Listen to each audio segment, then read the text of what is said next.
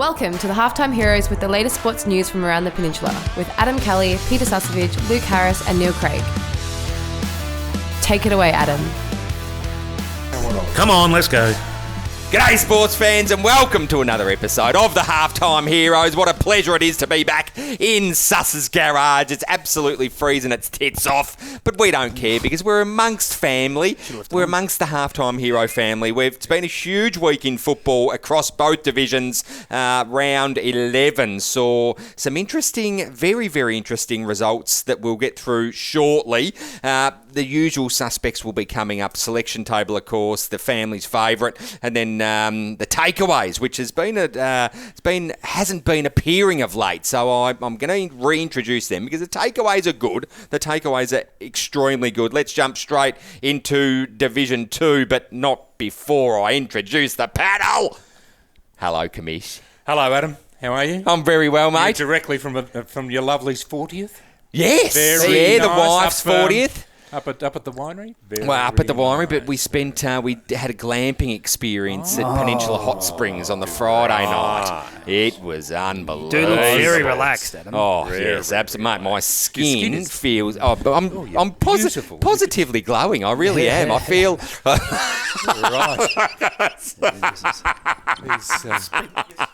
You spent your ass out in freaking -3 degrees. Well, you know what? I hear Spook every week talk about looking after himself and just doing things for himself. Yeah. And I thought, bugger it. I'll go and just take one for the team and sit in people's filth.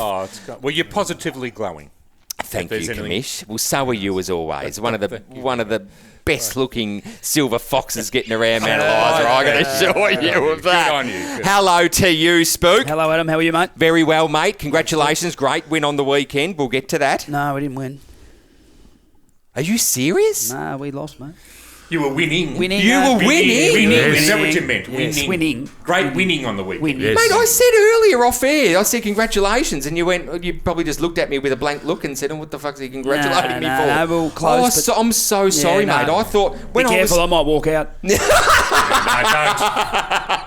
Big flame. I might join you.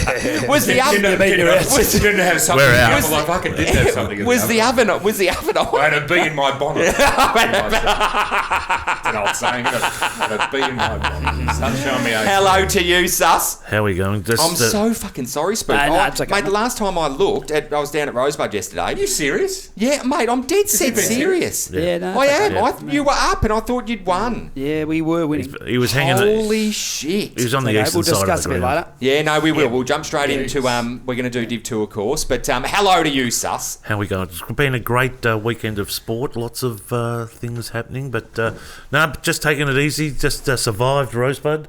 So it's great to see that. Turn it up. Just their building projects are still going ahead. So What building projects? well, you've got a 2-story coach's box. Not the first club to do that.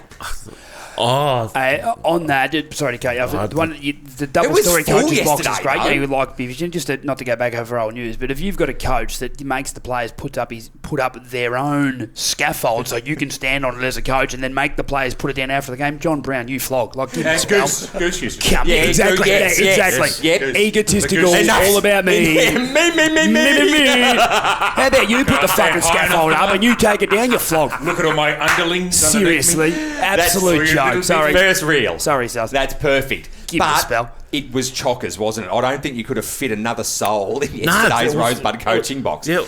All you could see was the white banners across the jacket. What we were all doing If up Whale there. was in there, he wouldn't have fit many in there. That's for sure. No. Scaffolding His would have been calves. You could stand on him. His calves would not allow. can't fit up the rungs of the ladder. They can't fit up the rungs of the ladder. He is an enormous man. Great man. Absolutely. You But could have a the, tussle with him, Sus. It looks like it hurts him to walk. Like the way he sort of walks, it's like he's in instant pain. Big man. Good man. The smell of flesh. But a big shout out to the Rosebud canteen. Here we go. No. Big shit. They are the best friggin' hamburgers. They are. By the They are. country mile. There you go. Wow. Interesting. Red Hills are good. That's a huge Red thing. Hills are very That's good. massive. Yeah, Red Hills got Red good. Hills Yeah, are good. because it's the finest Angus functions, beef you can great get up at Red Hill. Yeah, straight from the paddock to the plate. Yeah, it is. It's like an experience. It's a sponsor. You're a vlog. Oh, I love it. It's so good. She's only one. Yeah. That's a bloody ripper. Mate, I honestly... Because when I was at the footy yesterday, I was watching the scores, and I thought, they're home and O's. It's going to be huge. So thinking, Jesus. I think the boys thought they were home and O's too. It filtered through to the group. Anyway. Seth played extremely well too. He I did heard. have a good day, yeah. But we'll get into that into the Div 1, obviously latter in the show. We're going to take a quick break and we'll be back. Well, actually, no. Before we take a break, It's exciting. Commish, Whatever it is, you're excited. You've done yourself proud again. What have I done? Tom Curren, 25 Yes, gamer from Tom the St Kilda Curren. Football Club Part of as the well, fold now. will be joining us very, very shortly to talk everything Div 2. him? He's That's knocking him. it. It's That's either him or the fat hang on, lady. Tom, hang on. And Karingal Superstar. We're going to take a quick break and we'll be... Knock might be Janice. I don't know. I found No, you. she's drawn a truce. Nah, she's great. See, I- see, I look think at she's you. great, Look at Janice. you now. Yeah. She's drawn a bit of a truce. Good lady. What? She's drawn a truce. yeah. He's drawn... Didn't you see her Yeah, No, correspondence? she reached out. No, she did reach Yeah, out. reached out. Yeah, it How took about we 5 just draw a messages, truce? didn't it? Was it 5 messages? Yeah. It No, was. it's good. She's a good lady. Yeah, she's a good lady. A truce. She's a good See, lady. you are Hold on, while we're going there, Here's Tom. That's the best from you. That's very, very good. What were you going to say? you copped it from Chelsea last week as well. Oh, I know. You've got to put your headphones on for it to work. And what have they done this week? They've Oh, lost. Tom's Hang on, knocking on the door. We're going to take a quick break and we'll be back with the Division 2 football show. You're listening to the Halftime Heroes. When your loved ones live alone, it's concerning. So I had no problem changing providers when I saw a better option. Whether it's helping the aged maintain their independence or providing an approved NDIS package for someone with a disability, a visit from one of Aftercare's qualified personal carers can make all the difference. Aftercare prides itself on tailoring personalised service to the aged and those with disabilities and has done for 21 years. If someone you love could receive better care in their own home, call Aftercare on 1300 464663 or visit after-care.com.au. Changing was the best thing we ever did. So let our family help your family.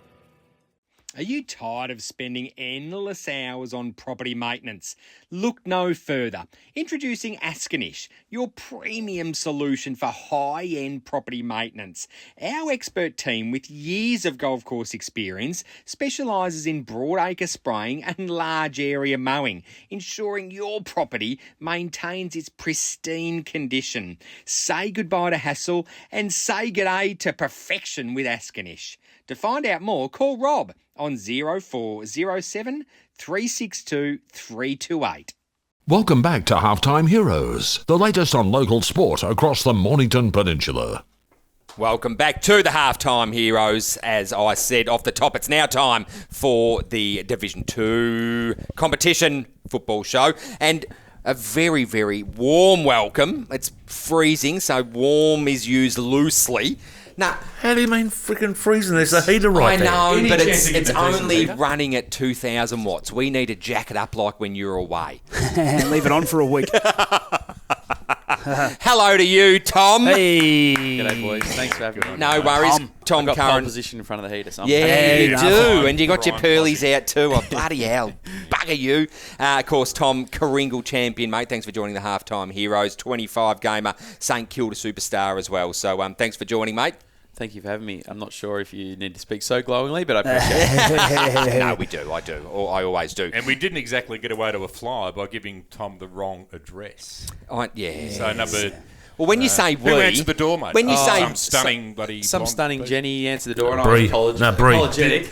It was Bree, wasn't Sorry, it? Bree. Sorry, Bree. Yep. Sorry, No, Bree. no, Bree wasn't around. But anyway, sorry to Jenny next door to wake her up. And next time, Jenny, put your It was Bree. Bree, put your pajamas on, Bree, for God's sakes. No one answers the door naked. I do. You would. What? It's like is it super echoey? It's just that. But that's okay. She's right, Commish. No. There's no stress. It gets mashed down. Mashed down. It all gets mashed down. You don't need to worry about it.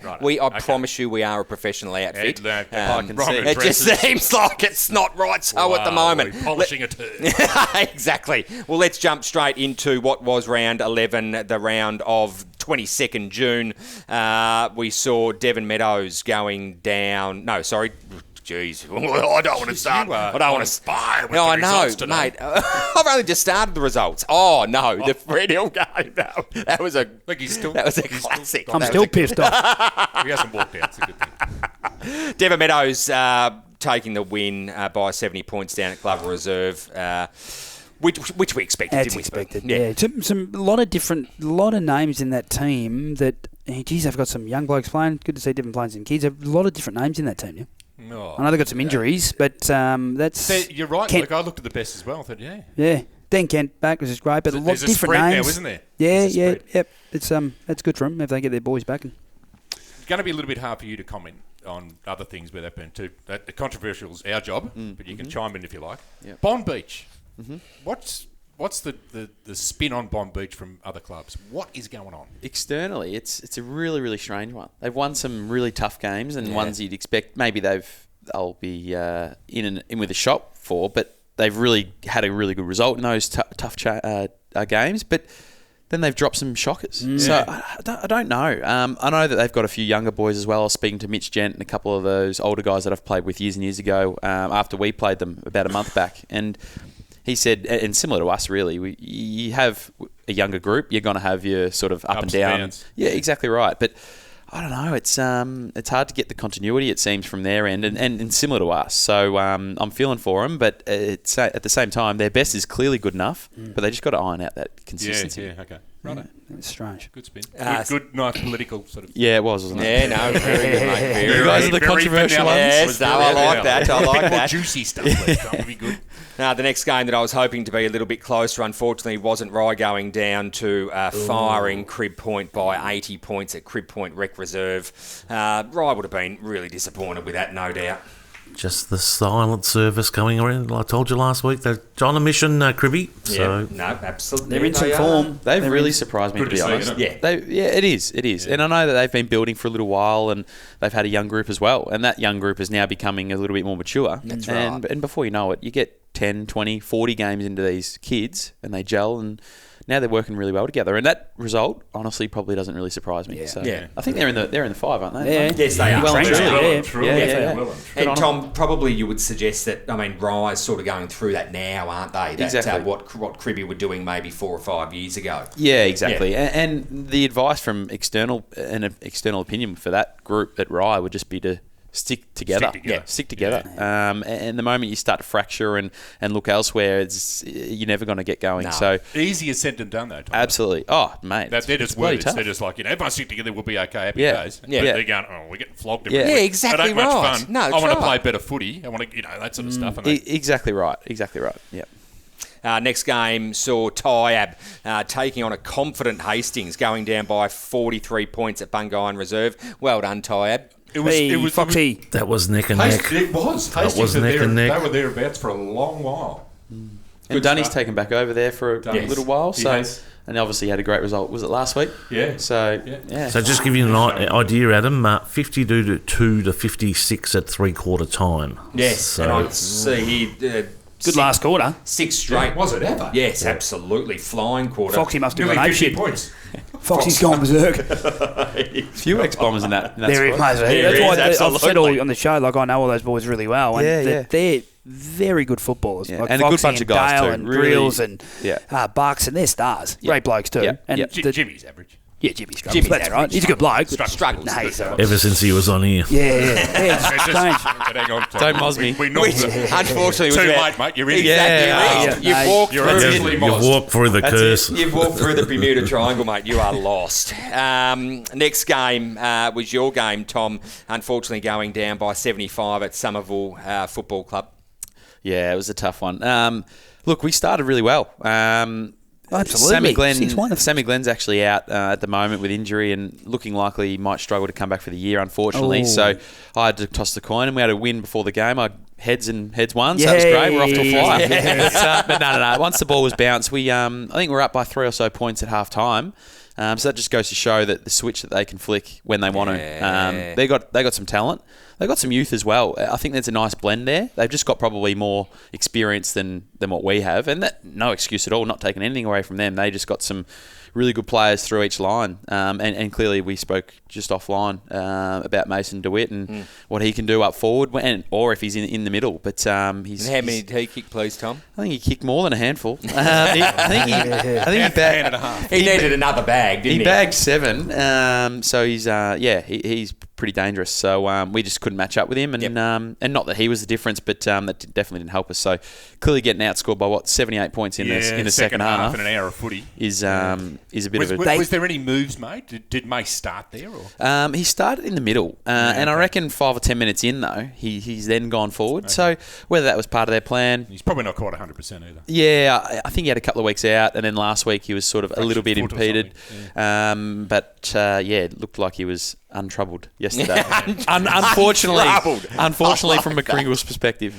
Jeez, why have you been hanging on to him in your bloody in your wine cellar down underneath? He's very intelligent. They can score heavy, Sammy, though, can't they? When they get on a roll. When it rains, it pours. They get on top. And when they're at home as well, they can really pile it on, and that's exactly what they did. And it was 78 points or whatever they outscored us in the second half. And I reckon at three-quarter time, I don't know if you've got the scores on hand at all at that point, but it didn't feel too bad. 77 to 66, so you're still in it. Well, what's that? 11 points. So they've kicked 10. Yeah, exactly right. Yeah. 10 goals to next 10 to to nothing zip in the last. So that goes to show, you can really pile it on. So 10 unanswered. It's hard when a team gets a big roll on it. Each team's got a go-to with to call something to slow the game down. But when you're in the game to win it, it's hard to think, geez, we had a 3 kicked on us, we better slow it down because you've got to score. Yeah. But sometimes you have to, you might put a bloke behind the ball or do something to slow it down, get some momentum out of the game for the oppo, and then go and score. But it's very hard to do that. It's a really interesting balance, isn't it? It's tough. It's about Sammy. Yeah. And when they kick into the bogan end at the end. Which band? That's both. The container. Jeez. Container end. Just in your case. In your case, Neil, that's both ends. We were kicking to the container end in the last. But back to your point, it's really interesting as well. It's a balance between playing to win, playing to protect a lead, or playing to the clock. There might be a bit of red time. It's when do you put the cue in the rack? When do you sort of just take the sting out of it, or when do you still try and score? And with a young group, we're still learning that. And our footy IQ compared to others is getting there, but we've still got a long ways to go. That's sort of part of my motivation, and we might touch on it later on. But in terms of what gets me going and what makes me tick at the moment to keep playing and fronting up, particularly with results likely not going our way for the most part. It is a big part of that to try and help that kind of next wave. So anyway, we might touch on it later. We will. Don't you worry about that. The next game. Oh, mate, I'm lost. Like next. I'm lost for words. I'm absolutely lost. You can't maintain this level. No, I can't. No, it's impossible. A bit like Karingal yesterday. Can't maintain it. Good first quarter so far. Seaford going down. They'll be very disappointed to a firing Edith Vale Aspendale by 112 points at RF Miles Reserve. There's a new kid on the block, and there's a new ladder leader. Yeah, no, absolutely. RF Miles Recreation Reserve. I reckon Seaford at that point in time would have been just ushering people from Seaford Station to say, do you want to come and have a bounce? Because the 408 came about half an hour early, I think, and took a whole heap away. No, absolutely. And the what's going on there? Lopo not the best. What's going on there? Surely. Great player, isn't he? Yeah, Jesus. I played with him for maybe a couple of years at Sandringham. Obviously he was, 18, 19, 20 back then and finding his way. But he's maturing into a pretty good player. A very good player. Yeah. Just a little forward up at EDF's popping through with 5, an ex-Richmond player. Tyrone. Yeah, so just slotting 5. So coming in. But how often is it coming in? You haven't got the stats, have you? Nah, they're not up The yet. inside 50s would be diabolical, wouldn't they? With a scoreboard like that, you would think so. Yeah. But especially, I don't know, I think that was at Seaford, was it? Yep. Yeah. Well, if they're playing at Edie, that ground is a little shoebox. Yes. And you could imagine Correct. it doesn't. Yeah. So their forwards can really, and that's why their mids can kick goals too. And in Kurt Lopo, as you said, star, but he can go forward. But he can kick goals from the midfield as well. And not just on a small ground, but it does help as a mid. Yeah. Just a little drive-by. We had a player there for Seaford. He actually got a clearance a couple of weeks ago from Bombers, Mitch Harvey. He's gone back to Seaford, played a game of twos, gone into the ones, been by 100. So suck on that, Mitch. It all comes around. That's not a drive. That's not a drive. Like Mitch, he's a good kid. He went to go and play. It's a car door opening at 80 kilometres an hour and just going whack. Back at training this week. Look. No, he's not like that. Yeah, he will be. Not in you. No, You doing it? Yeah. Wasn't so Coming good. back again. Wasn't so good. And the halftime heroes selection table match of the round, thanks to Askernish property maintenance, was, of course, Pearcedale v Chelsea.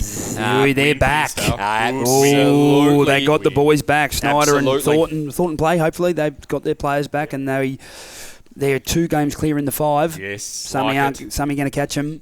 That might be the top 5 sorted out.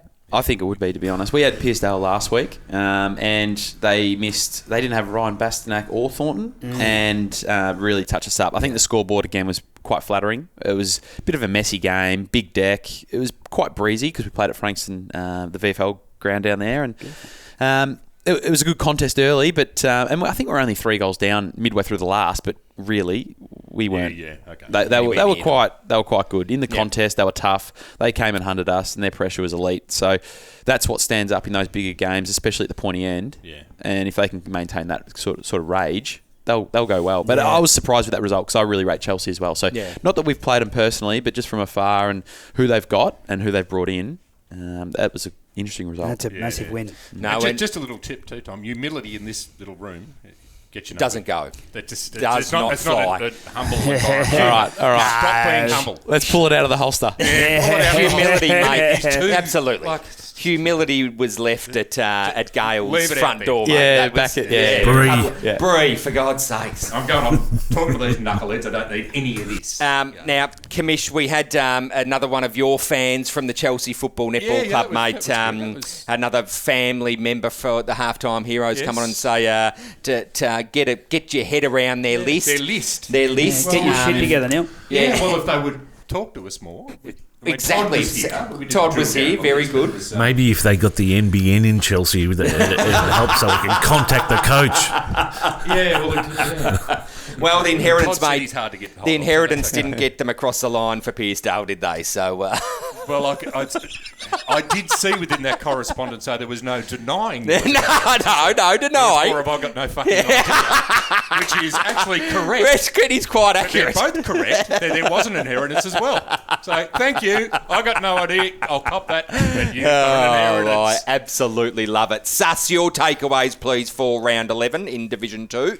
Just the secret silent service going around Port Phillip Bay at the moment. In Crib Point, my man Liam Tyrrell taking the best again. Best on again. Tuss, So all just- over it. just, You run second to Lopo. So the mission for Crib Point is silent and smooth service up to Seaford next week, and just bang, Bang, bang, bang, and then they swap ships and go back and tackle EDFs the week after. Right. So that's my takeaways from the week. Very good. Spook, your takeaways, please, for Div 2. I don't think Pearcedale's win against Chelsea is the biggest takeaway from in Div 2. That probably sets them up. They haven't been in great form. Players back. They can really launch from there. Get some confidence heading towards finals, and we tipped them to be top 2 or 3 with their Snyder and Eddie and those boys going in. Right. And through injury, they haven't had their list together, and they've just smacked Chelsea.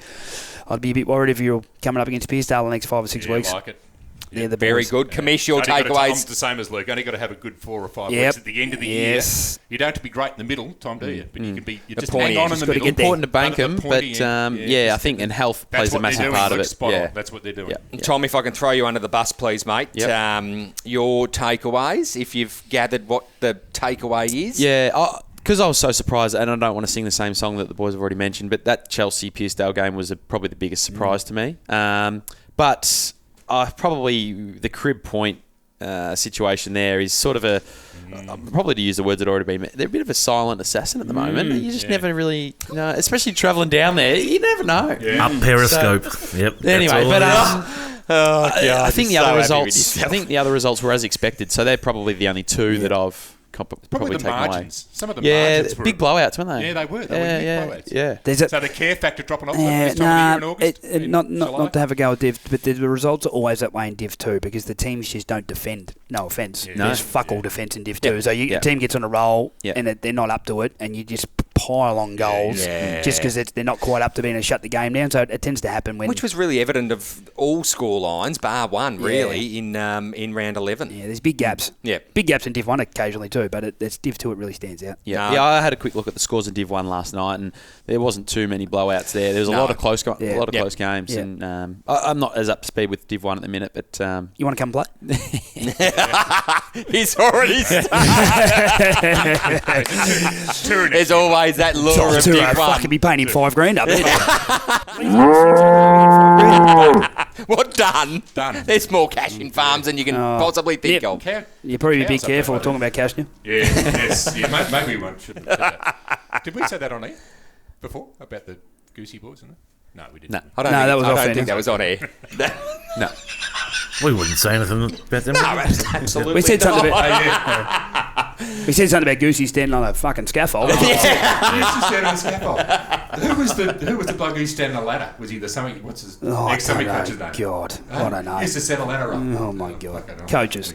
Now, I don't normally do a takeaway. Ooh, My here we go. takeaway is, and if you are watching us on YouTube or Facebook, you will see that I am donning a Mornington Bulldogs beanie, brand new, straight out of the wrapper. Now, the Mornington Football Netball Club wasn't. They weren't. I caught up with Macca. What a great man Macca is. I would turn for him. I did. You did every Saturday night.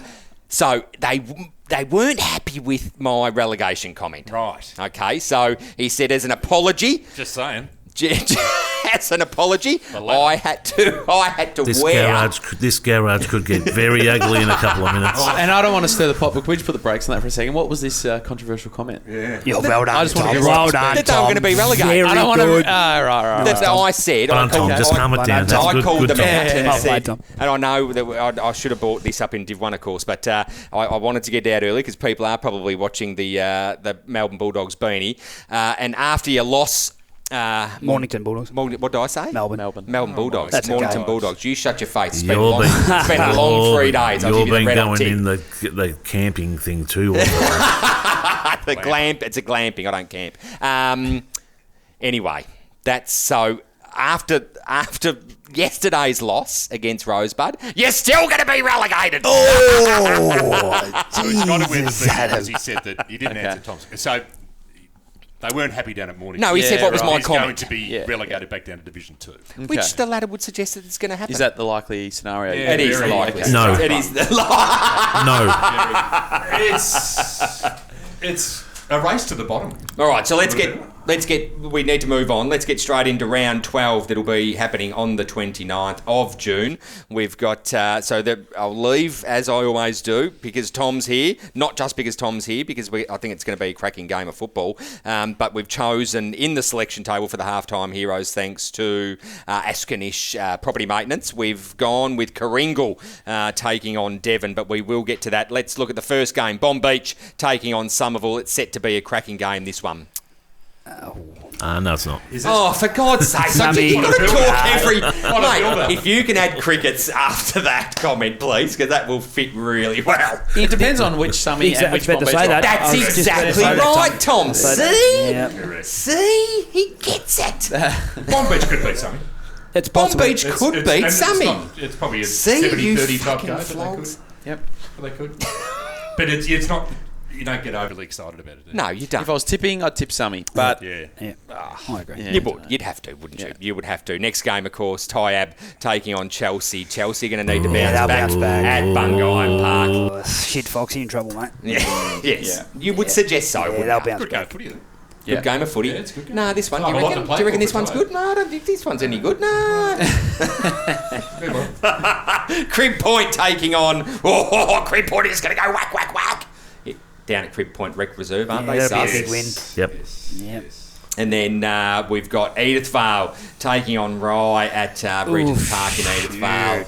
Jeez. That could be 160 points. It could be. That'll be a bit of one-way traffic. Yeah, that would be great. It will be. It will be. What do you... Spook? Yep. What would you do? What would you do, please? How do you address your players? How do you... Because this is really interesting. Yeah, well, from a coaching point of view, if you've got a young group that's getting their heads kicked in, you just have to have 2 or 3 things that you concentrate on and tick off on that. So whether it's contested ball, tackle, about pressure, and the things that you really want to nail, and just tick off on that. The reality is you're not going to win the game. That's right. But you're trying to teach them to play the game the right way. So you want to win the tackle count, you want to win contested footy. Maybe you could muck around with keeping the ball off them a bit, but the skill level of... To Tom's point earlier. You just got to take the wins where you can and give the positive feedback for that, and try not to delve into the negative too much, because the reality is you're probably not going to win the game. Yeah. So you have to give these young blokes something to hang their hat on and tick off at the end of the quarter and have some KPIs and win, and then go to work the next week and show them what they didn't do right. So look, that's a fine balance, isn't it? Because if you don't reach those KPIs, it gives you nowhere to go as a coach. And we've all done this before. Hey, let's win contested footy for the first 20 minutes. You're not. And you get smashed in the end. But at least you can go back to it, though. Yeah. But you've got that. What I mean, though? And it's an interesting point you raised, and I agree with that, but I also agree with the point earlier, whereas if you don't reach your KPIs, at least it gives you a benchmark or a yardstick to then hopefully next week after. Okay, boys, last week we didn't front up. We didn't get the result we wanted against a pretty slick EDS side. What can we do, whoever they've got the week after? Well, let's benchmark those same points, those same KPIs, and then we'll reset and go again. And then you might come up against a Seaford or someone maybe a little bit lower on the table, and then you might show a bit more hope, I suppose. And again, just simplify the objectives. Work on that. And simplify. then that's a good. I like the KPIs where they're measurable, but there's also indicators where they're probably a little bit more subjective, whether it's communication and these sorts of things, and they can be wishy-washy. But for a side like that, where they're at, and maybe not too dissimilar to us at times, they are something that you can come back to and just speak about and spin that as a positive. Yeah, Were we connected? Were we talking to each other when the chips were down? Yeah. They're the little things that you can kind of take something from. Build on. And as a coach, Tom, what you do on the track on a Tuesday and a Thursday, as a coach, if you can see that resonate into the game, that's something Even to for take moments. as well. Even for moments. Even for moments. Yeah. Moments is funny you bring that up. Last year when we were sort of contending and thought we were going pretty well, 10-0 at halfway and whatnot, and then maybe the wheels fell off a little bit, but we were talking a lot about that, and you might not have your game, you might not have your week, but it can be your moment. It can be your moment, and you can have an opportunity to seize one moment, and that moment might be pivotal, Yeah, and that moment might help your mate make the next moment, and you just never know. That's the beauty of the game. It's sort of you can't sign off or put the cue in the rack at half time, because you might be able to take your moment, and that could spin you into some momentum for the following week or a result on that day. So anyway, it's all about moments, I believe, and I really like Tom, that. do you realise We're actually sounding like we know what we're talking about now. how pathetic the rest of us must sound? Apart from Spook. Who invited this guy on? Yeah, I know, right? The rest of us is just like complete fucking I'm turning off all the microphones and just leaving his on. Yeah, I know. We excluded you. Go on now. No, we absolutely. I am a complete fucking moron. Fake it till we make it. Mate, that's my middle name. And then Hastings taking on Pearcedale, which is again, I mean, Hastings are going to want. They've been very competitive last week. They'll be okay. I don't think they'll beat Pearcedale. Yeah, but I'm glad. We're happy to see Hastings at least being competitive in some games. They got the win. I think that'll be closer than we think. Yeah, I think it will be too. I think it will be too. Sure. And as mentioned, the halftime Heroes selection table match of the round, thanks to Askernish Property Maintenance, is drum roll. No, thanks, Spook, not required. Karingal will be taking on Devon Meadows at Karingal Football Ground. And we've chosen this not just because you're here, Tom. A little bit. Likely, yeah. It's probably. It probably is likely.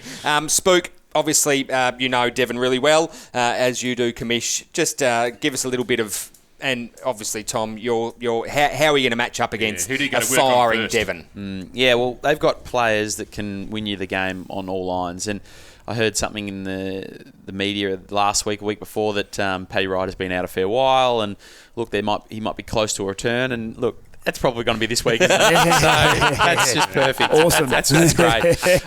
So he's going to obviously be a tough matchup. You've obviously, and you boys know him pretty well, Dean Kent. And then you've got Battle there, Hillis. They've got They got winners. They got power. They got power. They got depth. And similar to probably that Crib Point, and there may be a couple of years ahead of Crib Point in that development sort of conversation, but they've had a lot of youth come through together with a blend of experience as well with your Hillises and these guys. And then they've topped up with your Kents and Riders. So, geez, it's going to be a tough game. And I think... Out at Devon?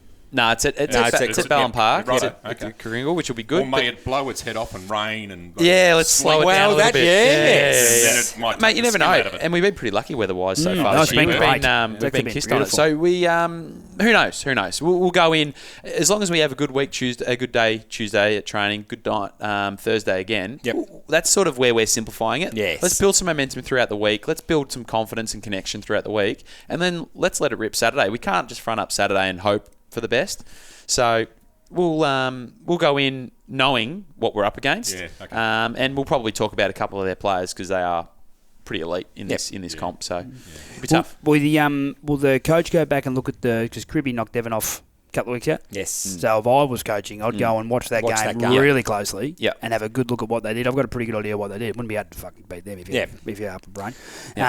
But if you can take away, they've got a Onewood. Should be. But if you can shut down it, it's hard if you haven't got the players to do it. But obviously, Battle and Hills is key. Yep. They've got some really good defenders.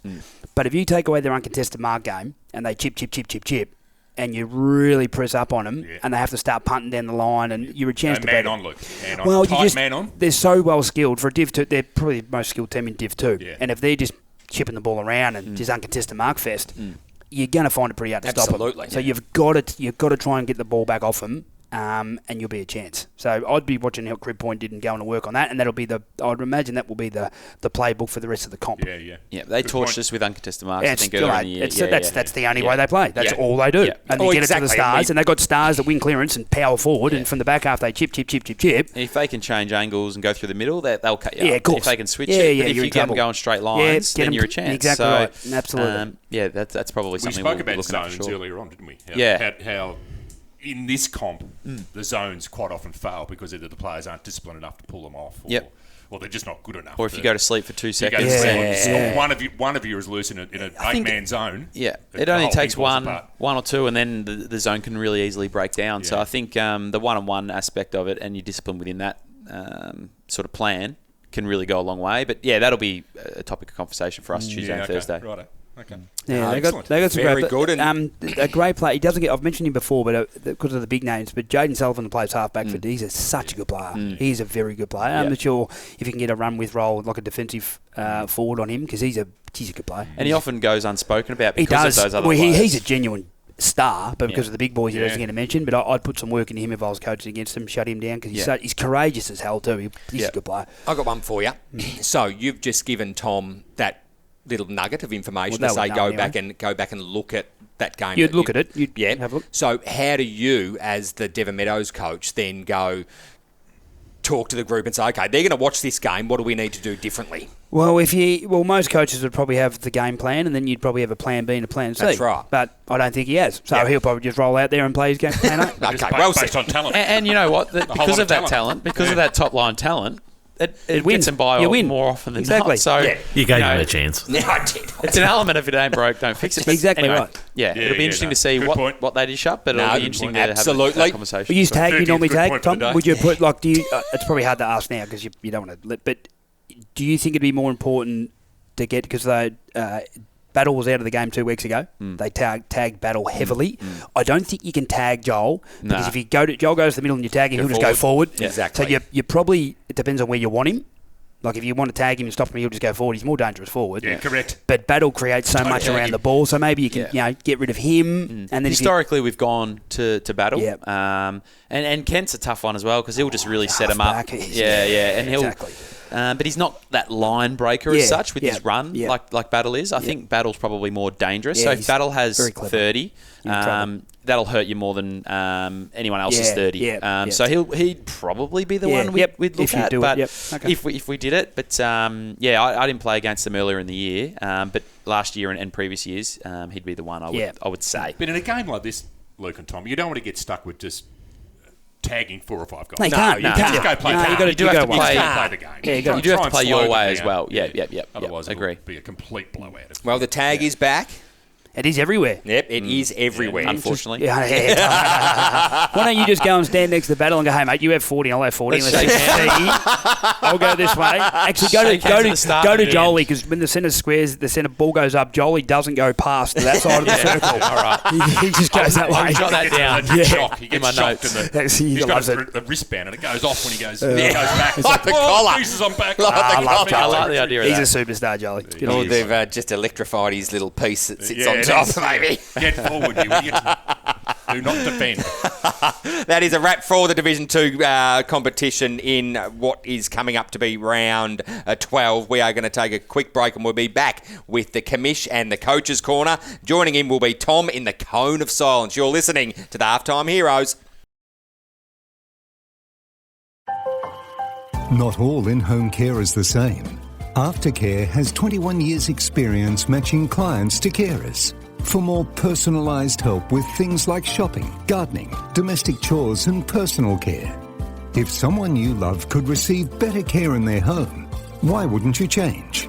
Call Aftercare on 1300 464663 or visit after-care.com.au. So let our family help your family. Are you tired of spending endless hours on property maintenance? Look no further. Introducing Askernish, your premium solution for high-end property maintenance. Our expert team with years of golf course experience specialises in broadacre spraying and large area mowing, ensuring your property maintains its pristine condition. Say goodbye to hassle and say g'day to perfection with Askernish. To find out more, call Rob on 0407 362 328. Welcome back to Halftime Heroes, the latest on local sport across the Mornington Peninsula. Welcome back to Halftime Heroes. It is that time now for the Coach's Corner. Take it away, please, Commish. Well, the guests just keep, I've said this, I think, every time, but I'm a little bit shocked. I'm shocked, to be you honest. shocked? Yeah, I am a little bit shocked. You're glowing. Well, thank you. He's been down day sparring. Oh, I have been. I thought your skin looked great. Yeah, thanks, Tom. Not any better. Not as good as yours, mate. Good to see it anyway. Back on track. Back on track. Tom, thanks for coming in on a chilly Sunday morning. No worries. And I know Bree's waiting down in Mornington for a coffee. So No rush. No rush. This is important stuff. Through this. I tell you what, if Bree and Tom ever have kids at any stage, God almighty, they're going to be good looking. Or they could throw really ugly babies. Because they're I two really doubt good-looking people. I doubt that. Well, that happens. It actually does happen. It does happen. It does happen. It is genetically possible. It has been proven. We'll cross that bridge when we get to it. But it has been proven. Sorry, mate. You could find a bridge being built in this frigging garage here. Oh, my God. That's the best. Right. Tom, drafted to St Kilda in 2011. Played 25 games over a few years there, 3 or 4 years. I was there 6 total. 6 years in total. Who was coach who drafted you? So I had Ross Lyon for 1 year. Righto. Then I had Scott Waters for 2. You had the angry Ross. Oh, wow. Yeah. The Ross. Defensive Ross. Defensive Ross. The Ross 30 points a game, Ross. The Ross that knew the top 25 or 6 players and felt like he didn't know anyone else. But he knew the hospital you were born at. He knew your skin folds when you were 11. He knew everything about you. But the message that he put across was he was worrying about the top 26. That was back then. Obviously been through a few transitional periods. The game has, but he has as well in time since then. He's changed, didn't he? He has. As a human being, he's the warm and fuzzy. Yeah. I don't think it's working. I want to see the angry. Just on the outside. I reckon he'd still... He's very angry on the inside. Yep. Best and fairest at Sandy in 2012. Played every game at Sandringham in 2012 to win the BNF. Yep. Probably sounds right. How many years at Sandringham? Well, I would say 6 really, because I was in and out of the Saints team for that period of time. But my sort of Saints stint was probably, I look at it in 2-3 year blocks. Yep. So the first 3 years I was a rookie. The next 3 years I was on the senior list. And then when I was that third year on the rookie list, so my third year of my career, so that 21-year-old, I played the last, I think it was 6 or 7 games of that year, and then rolled into my sort of 4th, 5th, 6th year as on that senior list. So I look at it kind of in 2 different stints, but 25 games over 6 years. I look at the average; it's about 4 games a year. But mate, I had a So blast. did you find that frustrating, Tom? Was that a you thought you were going okay and you're sort of in and out? To be honest, it's hard to get continuity. It's really shifted since I was going through that period to now. Kids come in these days at they're 18, whether they're rookie or national draft, and they're pick 1, 2 or 10. They come in red hot with confidence. They come in thinking, yeah, this is my team now. And it's just a different culture.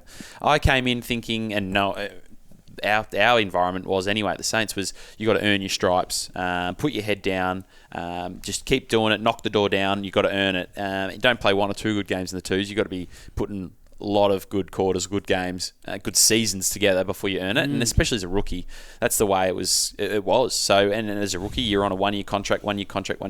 So you've got to kind of earn your stripes. So, which probably set me up in a lot of ways more than footy, broader than footy. Just sort of putting your head down, and that work ethic kind of thing kind of shapes you in a way. So, but I don't even know what your question was, to be honest. I never got a ramble. I'm just more stunned at the quality of the answer. Well, I didn't answer your question, I think. What was it, Adam? No, I was asking about hard. Mate, I'm looking at you blushing like a fucking schoolgirl. You answered it well, Tom. Got it, mate. But you obviously enjoyed Answered what well? Was there a question? I don't know. Sorry, Neil. Back to the Back to the Sandy experience. Obviously, you enjoyed playing at Sandy because you won the 2012 BNF and would have been thereabouts for the ensuing years. Comfortable at Sandy? Like it was a good footy club, wasn't it? And still is. Yeah, it was. Yeah, I really had a good time there at Sandy, and I feel like if you're an AFL listed player in a VFL environment, you've got the choice. You've got the choice to have that perception of, I'm too good for this, and your teammates, the Sandringham or the VFL listed players, can really be put off by that. Or you've got the choice to join in, buy into the culture, have conversations and build relationships. And sometimes it's hard. You don't have that contact time. We went there for a Friday night meeting, maybe a kick around for 20 minutes on a captain's run, and then we roll out and play the next day with them. So it's really hard to build those relationships, but you do have that choice whether you want to buy in, join in, and just be a good bloke. And that's sort of obviously the path that I tried to take. And I don't think other guys consciously took the other path, but it could be perceived that way if you sort of stroll in and your chest pumped out. Bit of swagger. And I was always, a bit of a battler rookie, earning your stripes. So that sort of said to me, well, I've just got to join into this. And it was a strange transition. So my first sort of handful of games at Sandringham, I was in the 2s. So I was in the Resis playing at 11 o'clock or whatever it was. And I played maybe 4 or 5 there and went all right, but didn't really know what to expect. And then maybe by round 4 or 5 of my first year on the Saints list, played my first game at the Sandy seniors team. And then from there on, it was kind of thereabouts. But I was still nervous. It was the highest level I'd played at up until that point. The biggest bodies I've played against up until that point. Because aside from that, it was school footy, it was TAC Cup. And I was sort of growing with that progression. Physically and mentally, but I was still nervous for these times. But and then by that sort of second and third year on the VFL sort of environment, I found myself pretty comfortable. And you just build that confidence by doing the work, whether it's pre-season and training hard, and just experience. So after you've sort of banked 30 VFL games, I sort of got to a point where you're lining up next to your opponent, thinking, all right, I'm pretty okay here. I reckon I'll go okay. You're not beat by luck. Let's have some fun now. So that's where I really started to enjoy it. That's great. 2017, you moved to Perth. And played Waffle. Who'd you play for in the Waffle? Claremont. Okay. How many years? I was there for 3 years. 3 years at Claremont. Okay. Played every game? No. So I played every game my first year, and then in going into my second season, in the pre-season, I fractured my neck actually, and then missed maybe 8 or 9 months. Right. So I came back through the 2s in my second year at Claremont, and sort of, what did we do? We came up against West Perth. How's this? So last game of the year, thereabouts. Beat West Perth by 120 points. We were first. They were second on the ladder. Beat them by 120 points. We'd lost one game maybe during the year. Played them first final. Beat them by 90 points. So we were pretty much straight through the grand final. And you know where this is going. We played them in the grand final, and they've pipped us by a kick. Anyway, so I was in and out of the ones in my third year at Claremont. Starting to shift the focus of, because my first year out of the system, wanting to get back into the system, right?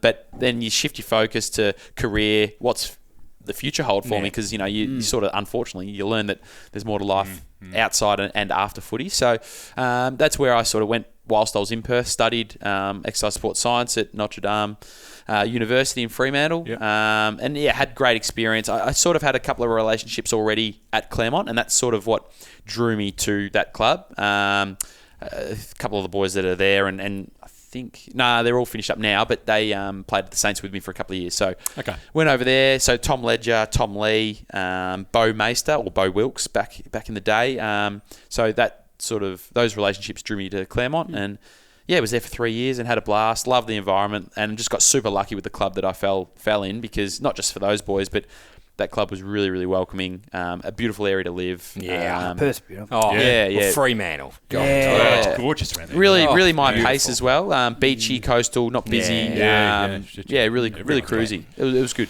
Can I ask one, Neil? Sorry. Yes, go. The different standard waffle to VFL. Yeah. And you watch it. Good one. And Sandful's, they're all great footy, but they've all got different. To me, it looks like the VFL looks slightly more contested. Yeah. And and then Sandful and waffle seems like it really opens up, and it's slick and fast and skill. Would that be accurate? Just what to the eye, that's what it looks like. Couldn't be more accurate, to be honest, Spook. So when I went... One on Spook. Full marks. So when I went there, I thought, I'm pretty fit at the moment. I'm coming out of a 6-year stint at that level, and I was sort of ready to give it another crack to hopefully spend 12 months at Claremont, with all due respect to Claremont, and then get back in the system. That's what I wanted. But anyway, long story short, exactly right. I went there and got a big surprise. I was fit, and I'm still relatively fit. I can run, but it's another level over there compared to the VFL. Yep. The VFL is more contested, smaller grounds generally. Yep. The space in the Perth grounds is just maybe conditions too. We're cold. Yeah, beautiful weather. That's definitely got something to do with it. Definitely. No, So a combination of the ground size and the weather, it makes for a contested versus a open, Free more flowing, uncontested but slick. Yeah. If you can kick and you can run, you'll go well in that league. Beautiful. Yeah. Okay. Yeah. Nice. Good one, Luke. Okay. At least someone's on today. I've had no sleep, mate. I'm like, for shit. All right. Good on you. So, can we go back in the time machine, mate? Let's go back to the juniors. We won't go back to under 8s or anything, but we'll go back to around the under 14s, 15s, 16s when you started to show some promise. Yeah. Hang on, I just want to go back to under 11s. That's my one and only flag. Let's go back there. Yes. Right. Anyway, now we can have Eliza. Bang. Eliza. Oh, no, why? Yeah, but we'll leave it there for now. So anyway, now we can... I actually didn't bloody know that. Don't start. You know what happens? We love man, Eliza. You know You're what great. Now we can fast back forward. Yeah, How much did you pay for a pie then? Shut the fuck up. So back to 14s, 15s. Back to 14s, 15s. So obviously you were showing a stack of ability. What was the catalyst for saying, you know what, not only do I want to, but I could probably play at the highest level? Yeah. I just love the game. And obviously I was okay at it as a junior, and my old man was pretty supportive and wouldn't let me, and if I had my time again, wouldn't change a thing. But he probably wouldn't let me not empty the potential tank. Okay. So I think if it would have been remiss of me, and probably his duty as a dad, I reckon he would have seen it at the time as he's got this ability, he's handy, and he enjoys it.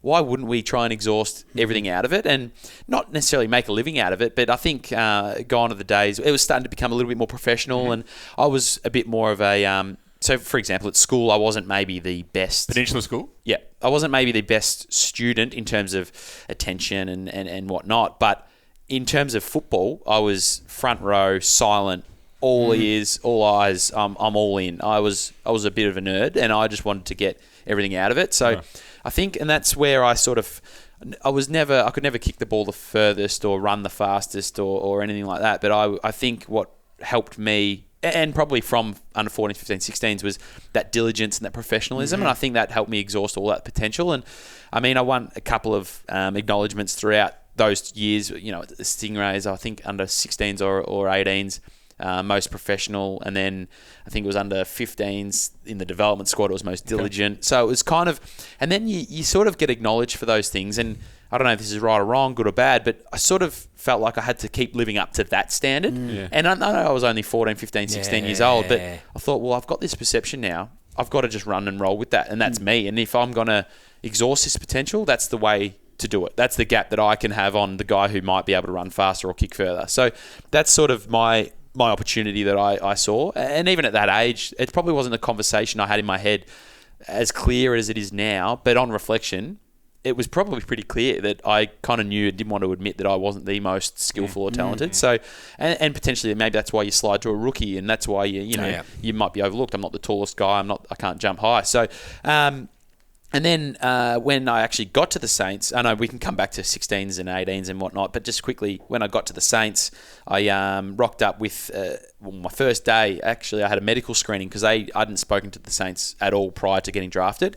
So I go in first day, had a medical or physical screening, and they said, "Oh, you've got this bone spur on your Achilles." And I said, "Yeah, it occasionally gets a bit sore when I put my foot a certain way." And they said, "Oh, no, we've got to get that out straight away." So 2 days later, I was in for a procedure. Oh, Jesus. Like, oh, okay. Bloody hell. They don't stuff around here. Yeah. Very, very minor, just to shave off this little spur. Recovery is very, very predictable. It's all good. And at the time, I played with Aaron Sipos at the Stingrays as well. Hey. And he got drafted in the national draft to the Saints. And he was he had a quad injury, hurt it the week I got my spur out. Anyway, so we went through like a mini pre-season from sort of December to pretty much round one, but it was obviously that's pre-season time anyway, but it's our own condensed sort of pre-season. And anyway, so we tackled that together, and then Ross Lyon had an interview early on or late on in the pre-season, early season, maybe round 1 or 2. I remember this pretty clearly and on radio, and they sort of was asking and canvassing about the younger crew and the new draftees that had come in. And he said, "Oh, it's really good, but I don't know if it's a worry that our most professional players are Aaron Sipos and Tom Curren in the squad." And I thought, geez, that's a great acknowledgement, but it was more meant to be a dig to get a rocket up the other boys, because coming off the back of 09 and 10, just this close to a flag, I think in Ross's eyes, he didn't want the standards to slip and think, well, we're done now, and that was our best chance, and that's it. So whether it was accurate or not, or somewhat of a pat on the back for us or not, I thought, well, this perception has taken me into this level. Let's just keep rolling with that. So, and then anyway, we can chat further about that later on if you want, but we can go back to the underage. The question again. Sorry. That's great though, mate. Like as you're saying, your dad. I've got 2 boys that play footy, and I've been a bit too hard on them at times. But all you want is to see your kids get the best out of themselves. Absolutely. When you coach juniors, if a young kid wasn't that talented and you could get him to be the best twos player he could be, great. He could be the best Devon Meadows ones player, great. If you can play VFL, great. But get the best out of yourself. Whatever level you can get to. Empty the tank. Empty the tank. Regardless of whether you AFL, VFL, and if you get to those levels, good on you. So that's right, mate. Exactly right. Good for young boys to listen to that. Yeah. Excellent, Tom, so far. Thanks, Neil. Now, let's get to Karingal. Yeah. Because time's ticking and Bree's waiting. You're right. To all of us, it seems like Karingal's a club of it's either famine or feast. So there's not much in between the two. I mean, was it last year or the year before you had under 19s, 2s and 1s playing in the last day at Frankston. And now they're all pretty much entrenched down the bottom.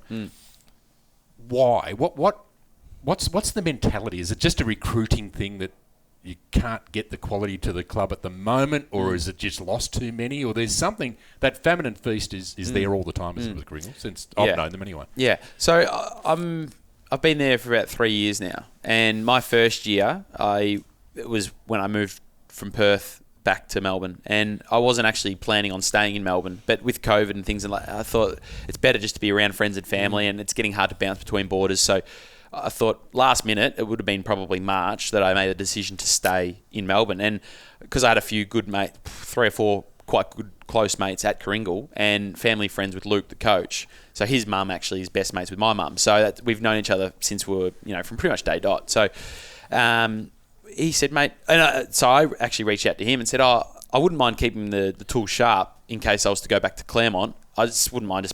I know it's local level, maybe a lower level, but I just want to kick and catch and hang around with my mates and see what's happening and keep the tools sharp on a footy perspective. And he said, oh, yeah, absolutely, blah, blah, blah. And if anything, it might lift the standard and help the stand at Karingal for that sort of end of pre-season stint before they tackle round 1. And after about a month or so, made the decision to stay, and then it was, well, if I'm playing footy, it's kind of going to be here. It was either there or Mount Eliza Junior, and I just looked at who was going to motivate me to get to training on a Tuesday and Thursday when it's and it was your mate. shockingly cold on a middle of June, and your mates. So, and I just had more mates at Karingal than I did at Mount Eliza. So, and it was never a money thing, and never has been, never will be. And I hope you trust me on that. And if you don't, it's just never been on the radar. So that's just how it fell. And to go back to your question, my first year at Karingal, the expectations were low. We had a couple of reasonable senior players, but just youth. Second year, we brought in a couple of recruits, a couple of top-ups, and we probably overachieved, to be honest. We made a finals run where we just pipped a couple of teams that probably were underperforming on the day, and we were performing to our potential, and we were probably healthier. So we ended up playing in the last day and played Langwarren, and they obviously got the result, and deservedly so. They were by far and away the best team in that year. And we thought, well, we're close, and our best is good enough, especially with Langwarren now going up. We didn't think we were next cab off the rank, but we thought we were thereabouts. And at the time, it was probably still Pearcedale, Devon, Summy. Probably still those other three were the three to go into the 2023 season. And then prior to that year, we topped up again with a couple of recruits, and we thought, we're right on here. We're a real good shot. So we were sort of building year on year up until that 2023 season. And we started the year 10-0, and then our health maybe, went against us. And I didn't see any action after pretty much round 11 or 12. Other teams go to work too, don't they? They do. You're now the hunted, I suppose, as opposed to the hunter, and you've now got the expectations to front up, and every week that the opposition's given you their best. And we've heard those sort of connotations before, but it's the reality, right? And then, so not the wheels fell off, but we just couldn't get it together. And I think we limped to finals, and we probably got what we deserve out in straight sets. We probably only made it, to be honest, on reflection, because we banked those early wins. And then rolling into this year, I think because we put so much into 2023, and again, to use the term, the wheels might have fallen off a little bit from the midway point. I think a lot of guys were so exhausted mentally that it was then or never. So a lot of guys, maybe from selection point of view, didn't get what they wanted as well, because it was, as a coaching group, we were probably very, very narrow-minded with, we just got to keep forcing the wheel, tightening the screws, and it probably forced a few people away to either look elsewhere to play with their mates, look elsewhere to maybe follow some cash because they thought, well, it was then or never. And there's been a couple of retirees as well. So I think out of our, probably in my opinion, top 25, I reckon we've had 15 guys from last year that are no longer with us. Jesus. So that's kind of speaks to the point of back to that famine. Yeah. So we were building to this feast. You never see the middle ground. There's never a sixth or finish. No.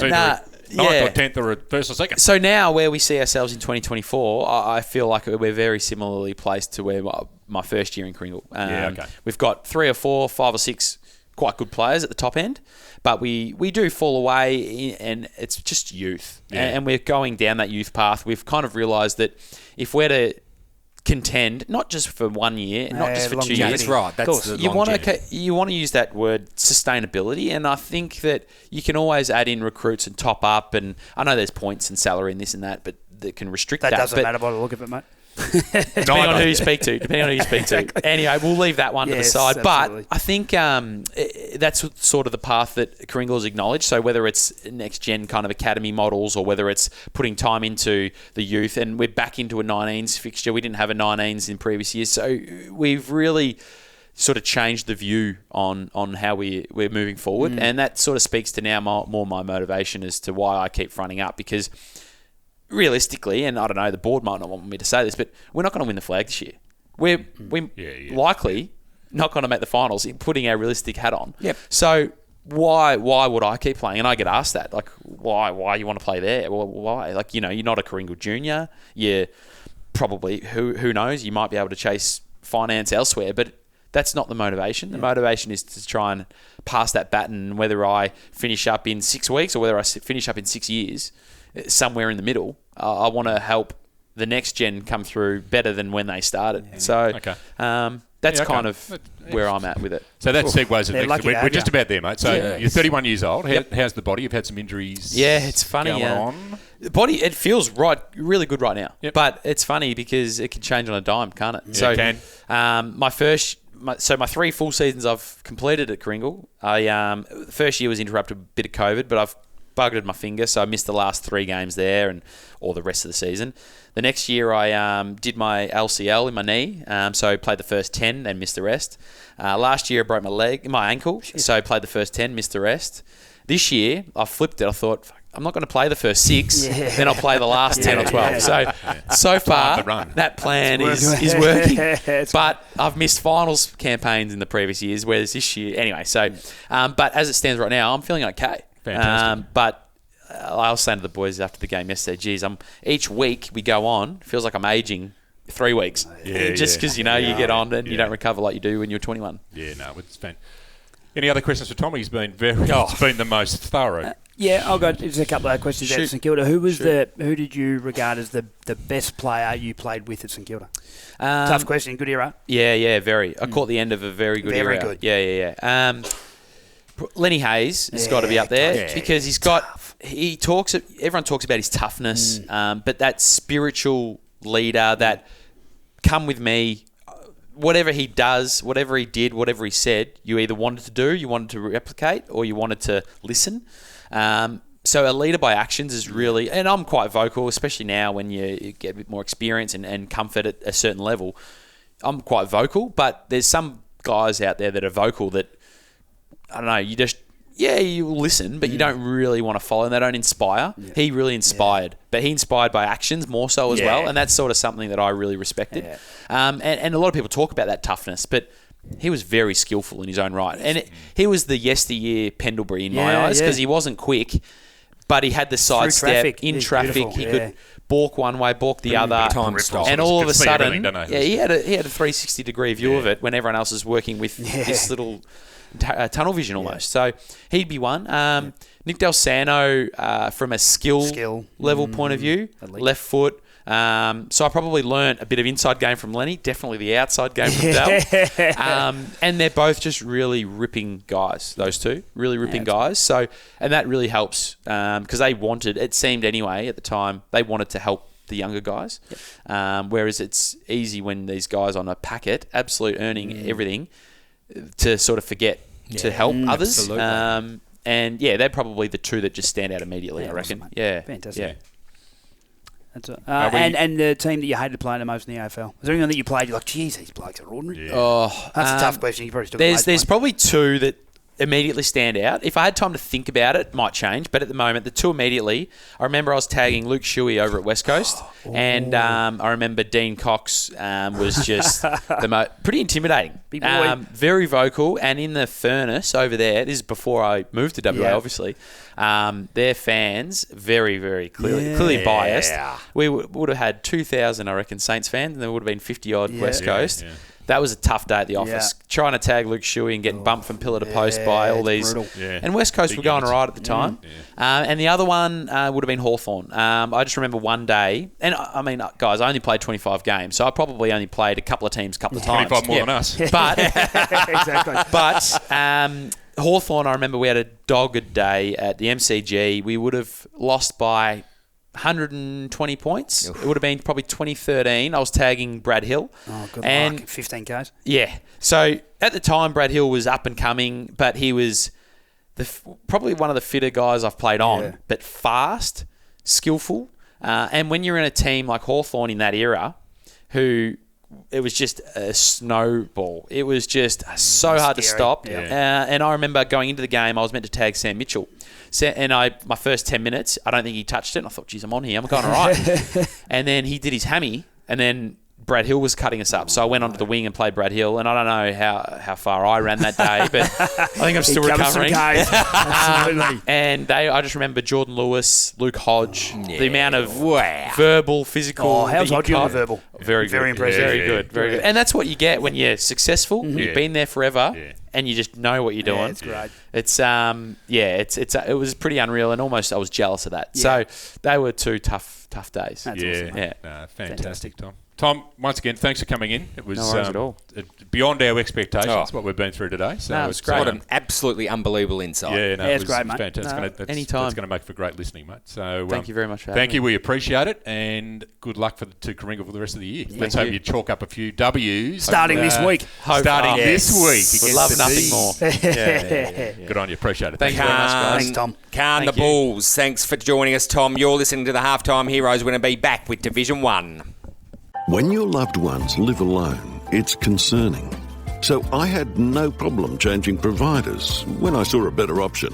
Whether it's helping the aged maintain their independence or providing an approved NDIS package for someone with a disability, a visit from one of Aftercare's qualified personal carers can make all the difference. Aftercare prides itself on tailoring personalised service to the aged and those with disabilities, and has done for 21 years. If someone you love could receive better care in their own home, call Aftercare on 1300 464663 or visit after-care.com.au. Changing was the best thing we ever did. So let our family help your family. Are you tired of spending endless hours on property maintenance? Look no further. Introducing Askernish, your premium solution for high-end property maintenance. Our expert team with years of golf course experience specialises in broadacre spraying and large area mowing, ensuring your property maintains its pristine condition. Say goodbye to hassle and say g'day to perfection with Askernish. To find out more, call Rob on 0407 362 328. Welcome back to Halftime Heroes, the latest on local sport across the Mornington Peninsula. Welcome back to the Halftime Heroes. I don't think it gets any better than that for Coach's Corner, Commish. Wow, it's quality outfit, Tommy. Oh, Just, mate.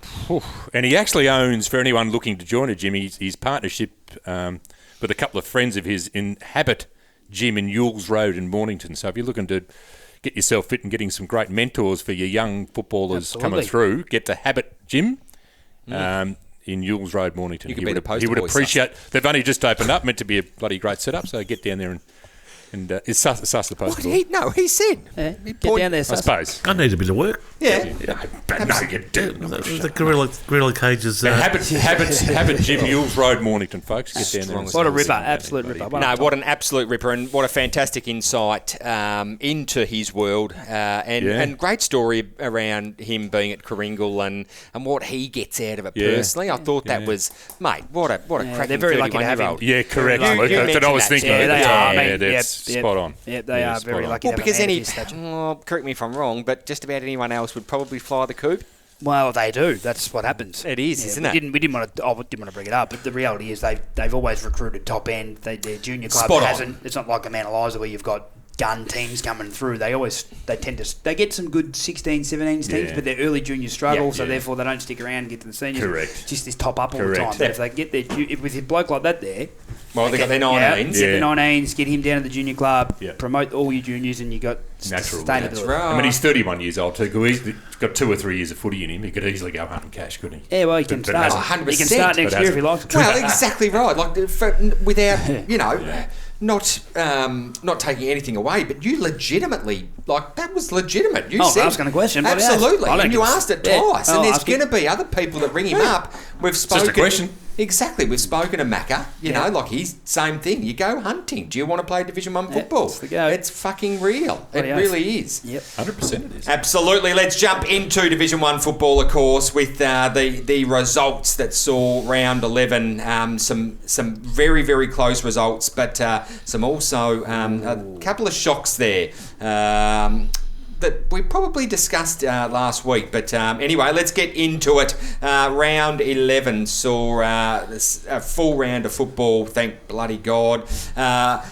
I'll leave this one because it was last week's selection table, thanks to Askernish. We'll jump straight into, Spook, Red Hill. They actually did beat Franklin. They did. Much to your surprise. I swear to God I was not taking were the shocked. P1SS because they were up and I was so happy sitting in the back of my beautiful truck. Yeah, I caught you at 3/4 time at the ground, and we looked at the scoreboard. It was 71 Bombers, Yep. 54 Spot on. Red Hill. Exactly. Good game of because you footy, showed me. That's a great game. Good game. Yeah, it was a good game. You had control from a lot of it. Yeah, Or I thought looked that way on the scoreboard anyway. Yeah, first quarter I thought we pretty much outplayed them and just couldn't put it on the scoreboard. Then I think they kicked seven goals to 2 in the second, so they really got hold of us. We were actually on top, but we just were out through clearance and we bumbled and fumbled, and they got a couple, and then they got momentum, and then at half time Jared spoke really well, and then Clearly, because you come out and our smashed third them. quarter, that's as good as we played. Yeah, right. And then going into the last, we turned the ball over a couple of times, and they kicked 2, and it was you could sort of young group, you could almost sense them go and we just sort of shut up shop, went away from the way we were playing. We started sort of being a bit basic with the ball, and we didn't hold on. So nice to have a timeout, wouldn't it? yeah, but it's You're talking basketball. You do. You feel like yeah, it would have been No, nice. absolutely, exactly. It's a hard one because there was lots of positives, heaps of positives that come out of it, but it's just bitter because we should have won the game. Yeah. So Jared will have a look at it, and we'll take some positives out of it, and what we need to work on and keep trying to get better. Yep, great. No, very well said, Spook. Next game at John Coburn Oval, Frankston YCW took on and absolutely annihilated the Sorrento Football Netball Club Sharks by 116 points. Pretty enjoyable looking at that score. Oh, look, I'm not going to lie. That is... Well done, Goons. You needed to bounce back. Yes. Done well. Danger Will Now sitting in Robinson third. territory. Yeah. Sitting in third, only by points, so nothing separating YC, Red Hill or Rosebud in 3, 4, 5. Yeah. No, and it's a big win. Yeah, it's a huge win. And the story out of Sorrento is it's not going to get much better. Just with injuries and obviously players leaving to go to other commitments and whatnot. Sure. So travelling. Yes. Yep, which might make some people more than very, very happy, I would have thought. Like, imagine. Unusual time to book a trip as a footballer. Don't think it's going to happen. And as a media personality too, but we'll leave that one.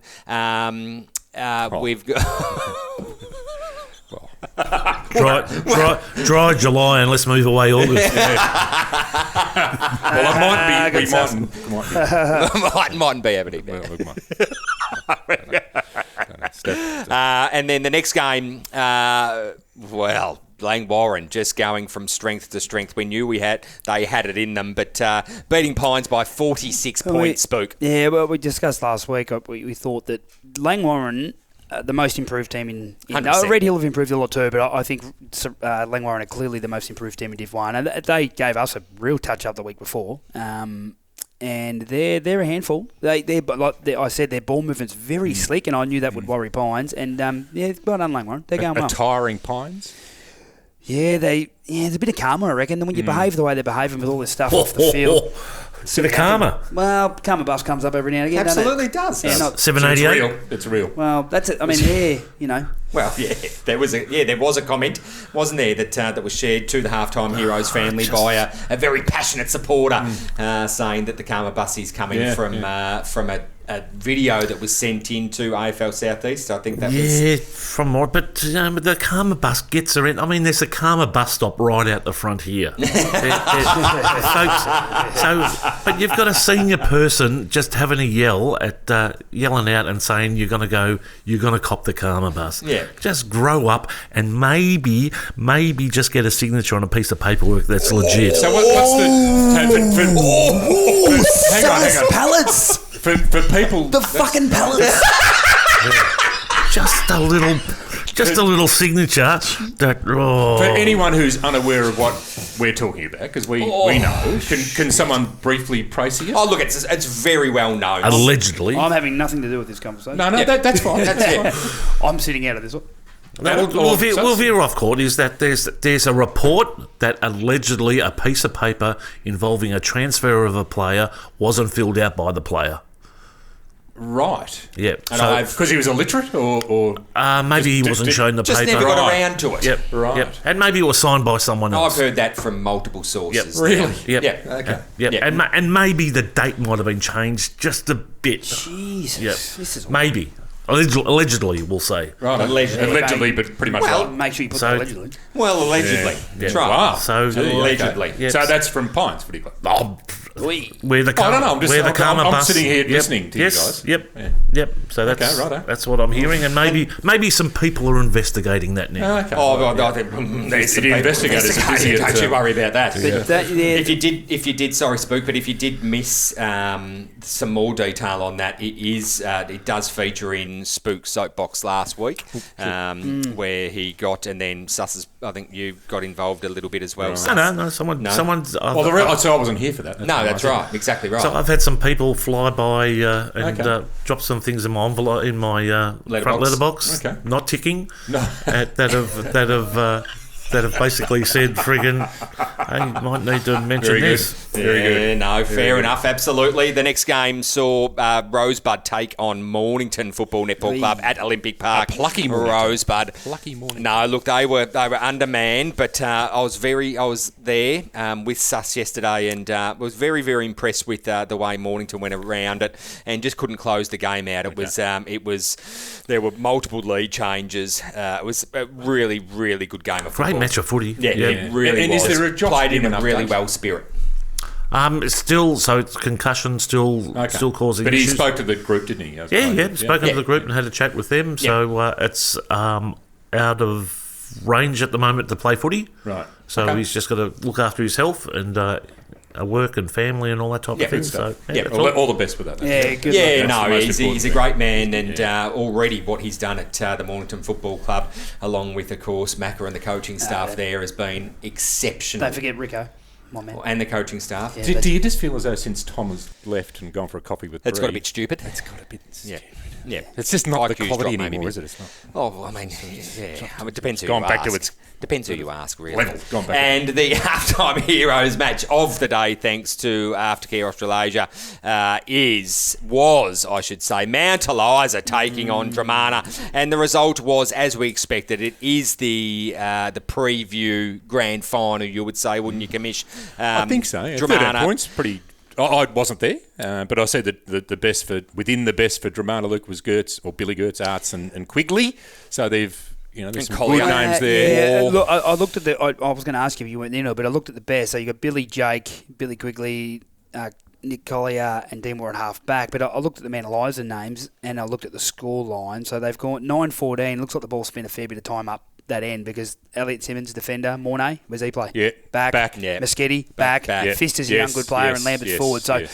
I haven't watched the game, but I'm looking at that. I reckon the ball spent a fair bit of time, and the backs have held up, which is great for Mount Eliza. So that'll give Mount Eliza. They won't have any fright. They won't be scared going into the finals. I think they jumped them a little bit. 26-15. Yeah, so they were around about. Yep. That's around about where we thought the two. With a couple of goals. Yeah, I reckon Dramana's best is probably 6 to 8 goals better than anyone. But Mount Eliza can go towards finals, and Ricky would have them, believing that they can go out and beat Dramana because they've been pretty close. So agree. Sets up for a great final series. And they wouldn't have thrown it too much at each other now. Anything they're working on, both coaches probably just keep the guns in the holster. Just put it on ice. Don't give them too much. It would have been a good game of footy. Absolutely. Commish, your takeaways for round 11 in Division 1, please. Well, the YC thumping result. I mean, is that a little shot over the bow of the other teams rest in the of the final? competition? I'll tell you what, we're not done with yet. Yeah, Sereno, they're not 116 points worse than YC. They've bounced back what they needed to YC. So they've been not playing so well. So that was and probably the Langy result super. That's great for the contest. It's great. It's great to see Langwarren flying. It's funny, isn't it? Because they are undermanned, but still playing Sorrento at 42 points. So it's Sorrento 42 points and you get whacked like that. Yeah, I know. I know. It seems really, really bizarre.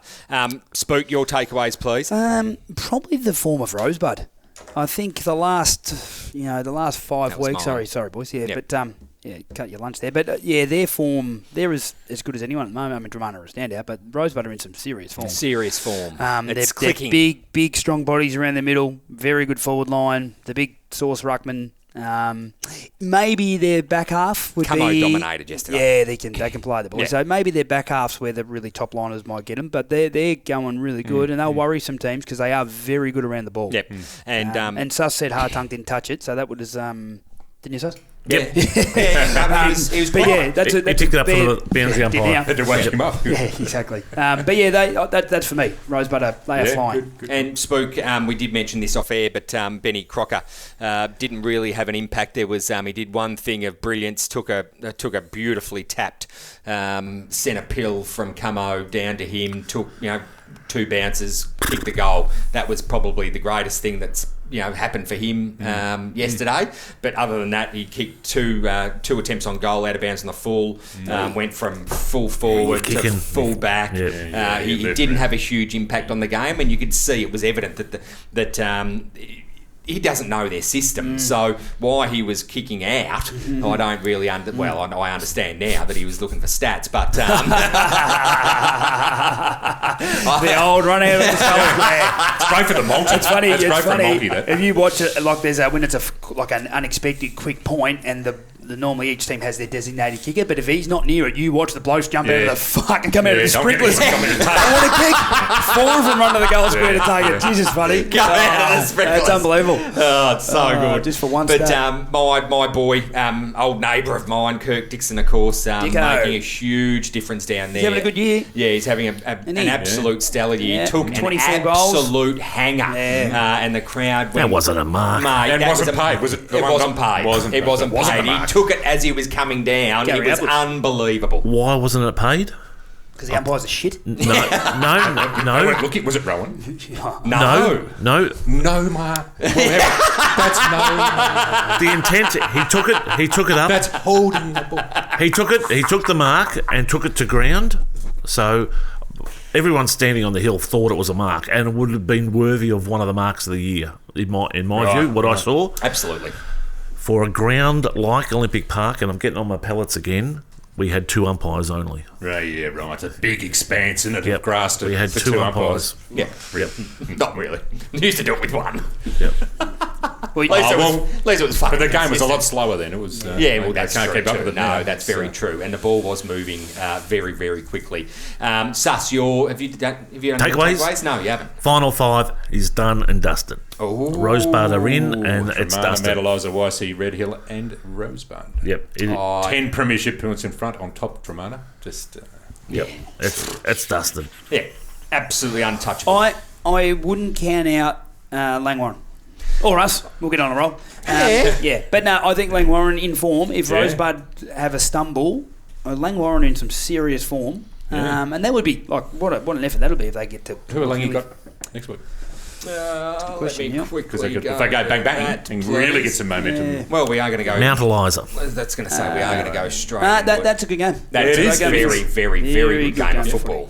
Yeah, absolutely. Could have been the match of the round. That one might be. Yeah. Well, thanks, boys, for the takeaways. We're going to jump straight into round 12 because we are pushing for time. Straight into round 12. That will be taking place on the 29th of June. First game, I'll leave the selection table as I always do until last. But the first game, Dramana will be taking on the Pines Football Netball Club at Dramana Recreation Reserve. The Dramana train will roll along there. They will. The 78, 788 points on top of that. just non-stop. Non-stop They'll straight be to way fucking too town. fast and slick for Pines. Yeah, they will be. They will be. And then guys out for how long? Not long enough. Not what long he enough. did, to be Yeah. honest. Yeah. Should have been. How that's Was it only 3 weeks or Yeah, what? that. Yeah. Anyway, that could go on my soapbox too. How that's only 3 weeks. Like he's ran in and clearly elbowed someone right in the dome. Yeah. And it's 4 down to 3. Like that's just bad. That's 1985 stuff. And then to criticise, Put up. I don't want to, concentrate on it. The umpire was standing right there and didn't call it. and then to It was busy Tuesday night. Oh really? Yeah, they don't want to go to tribunal. The whole system's up the shit. Then to criticise as a club, and I know it only takes one person to comment on behalf of a club because it really only does take one person to say to go and bag another club like it's some fucking secret fraternity. Yeah, it's ridiculous. No, absolutely enough. not. That behaviour's not good enough. If you're going to act like a thug, you deserve to get put in. It's not great. I'm sorry, I'm but tipping that's the victim impact statement will come out very shortly from Absolutely. that. I think you're absolutely right. So Dramana will be getting the job done over Pines this coming weekend. The next game, Spook, your boys will be taking on at Baxter Park, of course, Rosebud, a flying Rosebud. Yeah, they are. Yeah, it's going to be a tough battle. If we can hold on, we found a bit of form on Saturday, so we'll train well this week and come up with a way to beat it. But it's going to be a tough game. Short game. They've got a short game, Rosebud. Yeah, they do. Yep. So uncontested footy. They looked a lot bit, but running through the centre, they like doing that. And they took it on, and I think that's where Mornington probably lacked yesterday. They went through corridor a bit, did they? They were trying to go for a corridor. Absolutely. Absolutely. Going to watch the tape. I'll be watching it. They used the corridor, and they were effective at it as well. Yeah. The confidence going through the guts now with those key players. It's then when you're hitting targets like that, it's best way to go. Absolutely best way to go. Tough battle. Fuck, I almost sound like I know what I'm talking about. The next game, SAS will be Mornington taking on the Frankston YCW Football Club at Alexandra Park. Also, I think a good game. Frankston, where are they? They had a great win against a depleted...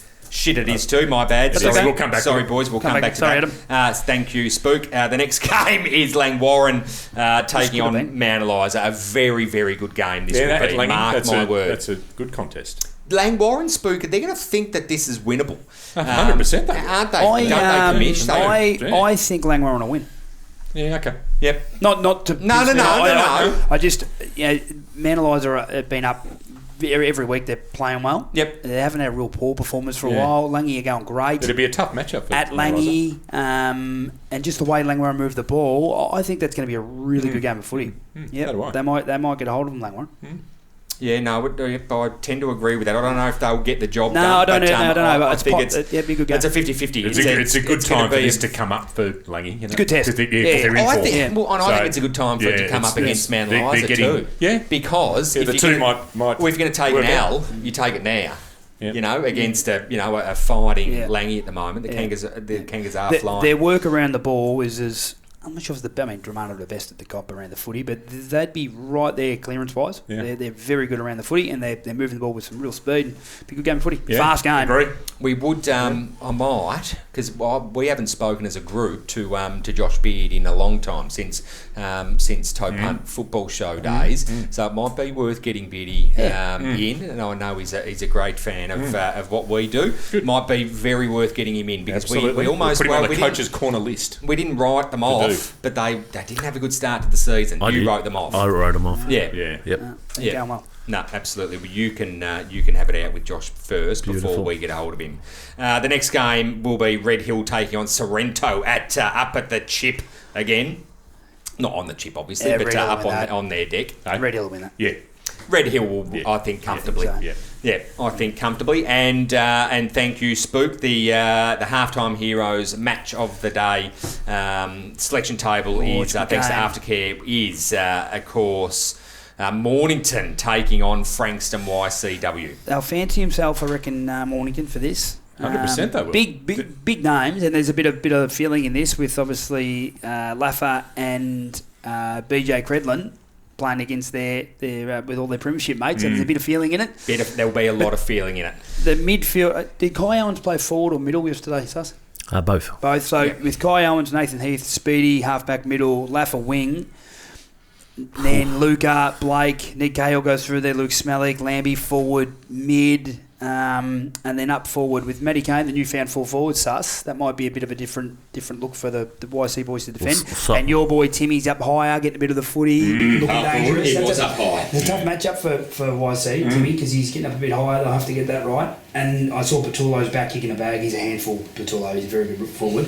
And I'd love to see there's a young boy there, Jackson Masillo. I'm not sure if it's his first game, but I had him at the under-13 stuff at with the St Kilda Academy. Good young player. Glad to see he's playing senior footy. So well done, Goose, giving a young fella a game. And he's a big, strong, tough, good player, Jackson. So I'm wrapped he's playing senior footy.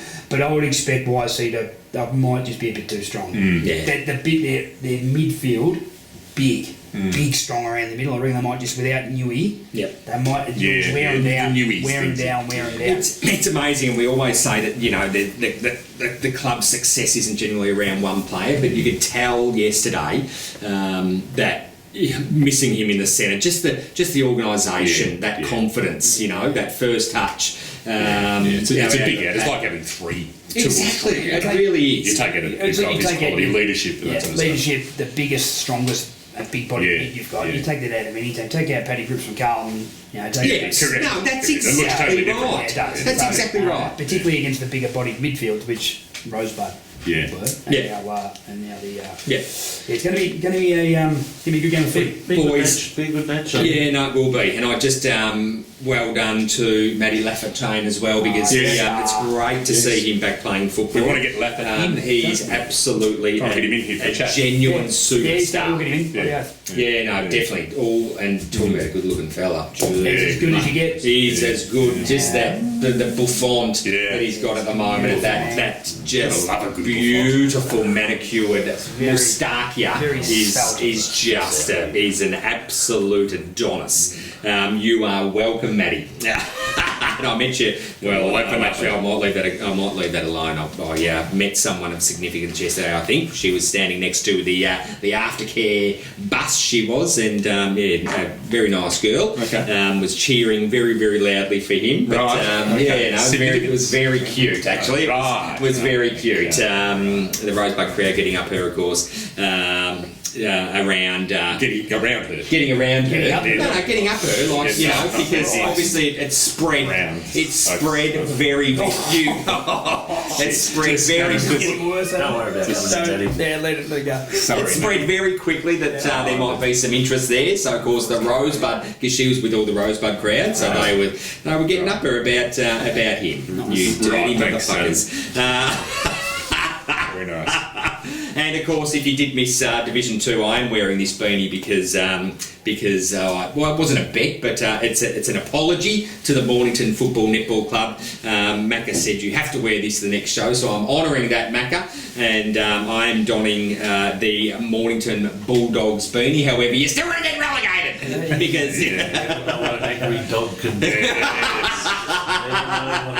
It's the fight in the dog, isn't it? Not the dog in the fight. No, absolutely. Well, that is a wrap for the Division 1 football show. We'll take a quick break and we'll be back with Spook Soapbox and the wrap. You're listening to the Halftime Heroes. When your loved ones live alone, it's concerning.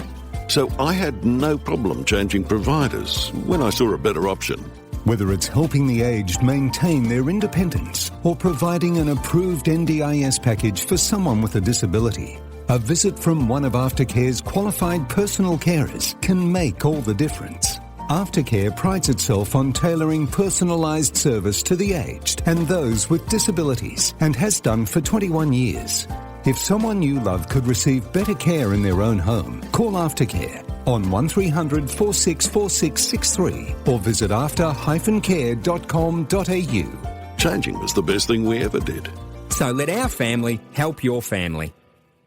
Are you tired of spending endless hours on property maintenance? Look no further. Introducing Askernish, your premium solution for high-end property maintenance.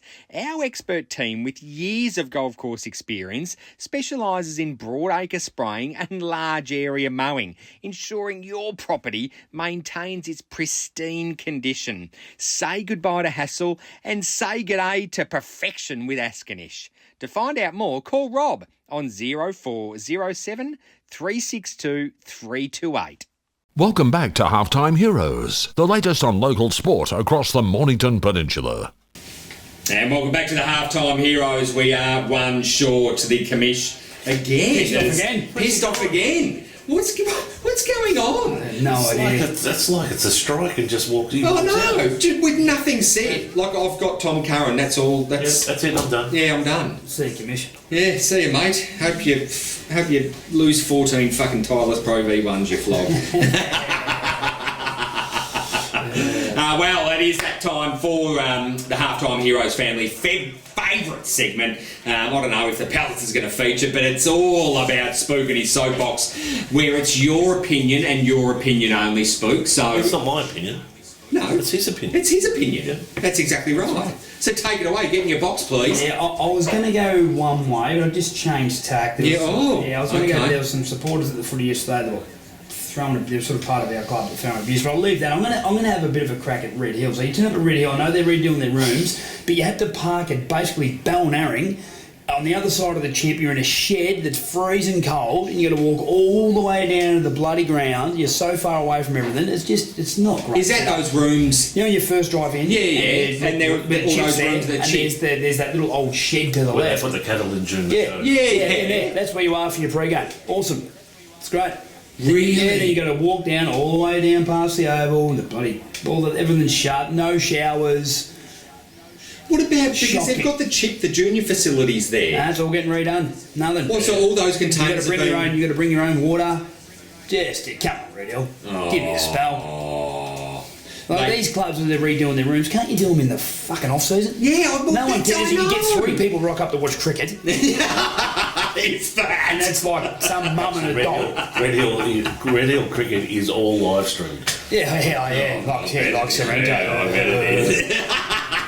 Live stream to the chopper. But yeah, no, I know they're redoing their rooms, but it's a real mess. Like, God, anyway. Well, go and take a leaf out of some other clubs, because there's some other clubs going about it, obviously, as well, with redoing rooms and whatnot. Mornington's rooms will be ready in 2030. Well, Mornington's was supposed to be ready start of June. I reckon you'll be open for our game. It's been pushed back. It has been officially been pushed back. So, saw some photos. So, what are they waiting on? There was a water leak under the Pines coaches boxes last week, and that has pushed the project back a month. Yeah. Pines? 3 weeks, 4 weeks. No, 3 weeks. 4 weeks. Pushed it back. So, yeah. Do you know what it really is? There's not enough counsellors available to cut the ribbon and have a photo taken. That's what it is. That's what it is, mate. I'll guarantee you. I'll guarantee you that. I like that from you, Spook. It wasn't a fair enough clip as well. You want facilities when you rock up as an away team. It's a bit tough. No, I like that. Well, that is a wrap from the Halftime Heroes. Thank you to you, Nipples Susevich. Thank you, mate. Thanks to you, Spook. Good job. Thanks to Commish. Yeah, bye. Yeah, see you. We might see you next week. And of course, Tom Curren, the Karingal superstar that is, and what a well-spoken. Can you say? You can't say young man at 31, can you? He's an old suck. He is. Man. He's a very good man. Thanks for your insight on everything that has been your career and continues to be. Good luck to the Karingal Bulls, and a shout out. Hit him up if you do want to. I forget, it was Habit. It was Habit Gym, wasn't it? In Mornington, Yules Road. If you want to get around a confident bunch of people and think about having some programs done, make sure you reach out to Habit Gym in Yules Road in Mornington. That is a wrap from the Halftime Heroes. It's been an absolute pleasure bringing you episode 13, I think it is. It's episode 13 now. You've been listening and watching the Halftime Heroes. Good morning, good afternoon and good night.